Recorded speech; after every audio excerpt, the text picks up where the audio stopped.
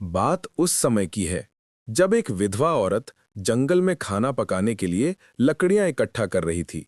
सूखी लकड़ियां उठाते उठाते उसने एक ऐसी लकड़ी उठा ली जिसके भीतर एक छोटा सा सांप छिपा बैठा था। अनजान औरत उसे लकड़ियों के साथ झोपड़ी में ले आई। जैसे ही उसने लकड़ियां जमीन पर रखीं, वो सांप बाहर निकल आया। उस औरत के पास एक पालतू बंदर भी था जो उस सांप के साथ खेलने लगा। औरत ने सांप देखा मगर उसे मारा नहीं। उसके अपने कोई बच्चे नहीं थे। पति शादी के कुछ दिन बाद ही गुजर गया था। अकेली औरत ने उस सांप को पालने का फैसला किया और उसे अपने बच्चे जैसा प्यार देने लगी। समय बीतता गया। वो छोटा सांप अब बड़ा और शक्तिशाली हो चुका था। एक दिन अचानक वो सांप एक सुंदर लड़के के रूप में बदल गया। औरत समझ गई कि ये कोई साधारण प्राणी नहीं बल्कि इच्छाधारी नाग है। एक दिन नाग बोला, मां, आप मेरी शादी का प्रस्ताव राजा के पास लेकर जाइए। औरत घबरा गई। राजा मेरी बात क्यों मानेंगे? और तुम एक सांप? नाग बोला, बस एक बार पूछकर तो देखो। मां अगले दिन महल गई मगर द्वारपालों ने रोका। बहुत आग्रह करने पर उसे अंदर जाने दिया गया। राजा के सामने उसने कहा, महाराज, मैं अपने बेटे, जो कि एक सांप है, के लिए आपकी पुत्री का हाथ मांगने आई हूं। राजा क्रोधित हो उठा। सैनिकों ने विधवा को महल से घसीटकर बाहर फेंक दिया। उसका हाथ भी टूट गया। घर लौटकर उसने सब बताया। नाग ने तुरंत अपनी मणि निकाली और अपनी मां का टूटा हाथ क्षण भर में ठीक कर दिया। मां को नाग ने अगले दिन फिर भेजा। फिर वही अपमान, फिर चोट, फिर नाग ने उसे ठीक किया। तीसरी बार मां बोले, बेटा, ये आखिरी बार जा रही हूं। राजा ने इस बार मुस्कुराकर एक चुनौती दी। अगर तुम्हारा बेटा 2 दिन में अपनी झोपड़ी की जगह एक विशाल स्वर्ण महल बना दे जिसके सामने 1000 हाथी और 400 घोड़े स्वागत को खड़े हों, तभी मैं विवाह करूंगा। औरत हैरान होकर घर लौटी और बेटे को बताया। नाग बोला, इतनी सी बात? उस रात उसने मणि उठाई और आदेश दिया, मेरी झोपड़ी एक भव्य महल में बदल जाए। क्षण भर में क्षेत्र चमक उठा। स्वर्ण महल खड़ा हो गया। 1000 हाथी, 400 घोड़े पंक्ति में खड़े हो गए। सुबह उठकर बाहर आया तो चौंक गया। वचन निभाना मजबूरी था। राजकुमारी की शादी नाग से हो गई।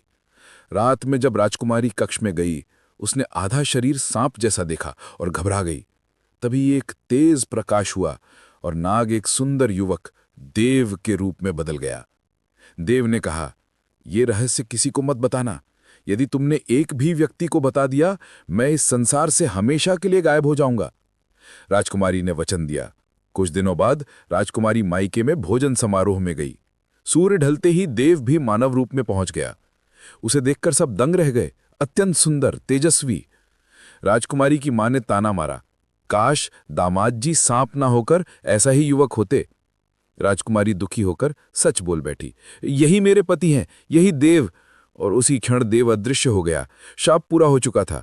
राजकुमारी रोने लगी और बोली, मां, मैंने बड़ी भूल कर दी। अगली सुबह वह अपने पति की खोज में अकेली निकल पड़ी। 4 दिन भूखी प्यासी चलते चलते वो गहरे जंगल पहुंची। एक बूढ़े सन्यासी ने कहा, उत्तर दिशा में इंद्रदेव मिलेंगे। इंद्रदेव ने बताया, तुम्हारे पति समुद्र के पार एक चुड़ैल के कब्जे में है। समुद्रदेव वरुण से सहायता मांगो। राजकुमारी समुद्र पहुंची। रो रोकर वरुण देव से प्रार्थना की। दया कर वरुण देव ने एक विशाल मछली का रूप लिया और उसे समुद्र पार दूसरे तट कर पहुंचा दिया। कुछ ही देर में एक भयानक हंसी गूंज उठी। चुड़ैल प्रकट हुई और राजकुमारी को पकड़कर अपने घर ले गई। एक पिंजरे में देव कैद थे। दोनों ने एक दूसरे को पहचाना पर चुड़ैल के डर से चुप रहे। चुड़ैल शिकार पर जाने लगी और बोली, भागने की कोशिश की तो खा जाऊंगी। उसके जाते ही राजकुमारी ने देव को पिंजरे से निकाल लिया, पर चुड़ैल ने यह सब छुप कर देख लिया। चुड़ैल वापस आई और बोली, कल मुझे इंसानी मांस चाहिए। राजकुमारी डर गई। देव ने जंगल जाकर बकरा मारा, उसमें थोड़ा सा अपना खून मिलाकर इंसानी मांस जैसा पकाया। चुड़ैल को शक हुआ मगर कुछ कह ना सकी। अगले दिन चुड़ैल ने आदेश दिया, 1 बर्तन भर इंसानी खून चाहिए। राजकुमारी ने अपनी उंगली काट ली। देव आया तो उसे रोकते हुए बोला, तुम इतनी नादान हो, तुम्हारे शरीर का सारा खून निकाल भी दो, बर्तन नहीं भरेगा। देव ने एक जानवर का खून जमा करके बर्तन भर दिया। चुड़ैल फिर भी शक में थी। अगले दिन चुड़ैल बोली, जब मैं लौटूं तो मेरे लिए एक इंसान जिंदा चाहिए जिसका मैं दिल निकाल कर खाऊं। ये सुन दोनों डर गए। देव ने कहा, आज सब खत्म करना होगा। देव ने राजकुमारी को जंगल में जाकर एक विशाल गड्ढा खोदने को कहा। दोनों ने सूखी पत्तों कांटों से ढककर उसमें जाल बिछा दिया। चुड़ैल घर लौटी, मगर दोनों गायब थे।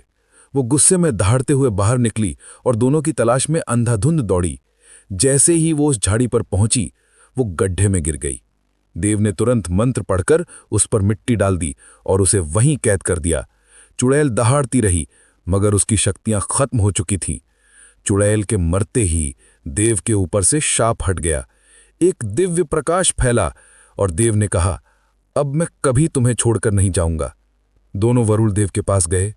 वरुण देव ने उन्हें फिर से समुद्र पार पहुंचा दिया। राजकुमारी के माता पिता ने उन्हें गले लगाया और अपनी गलती के लिए क्षमा मांगी।